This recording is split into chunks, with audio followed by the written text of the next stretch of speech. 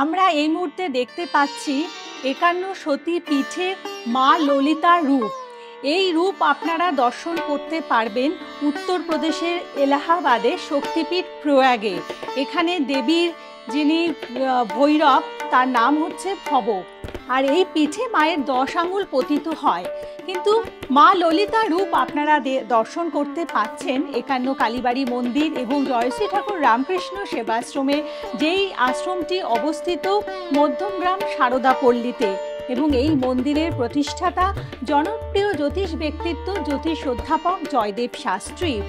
এবং এই মন্দির দর্শন করতে হলে আপনাদের পৌঁছে যেতে হবে সপ্তাহের যে কোনো দিনে সকাল ১০টা থেকে দুপুর ২টোর মধ্যে বা বিকেল ৫টা থেকে ৮টার মধ্যে।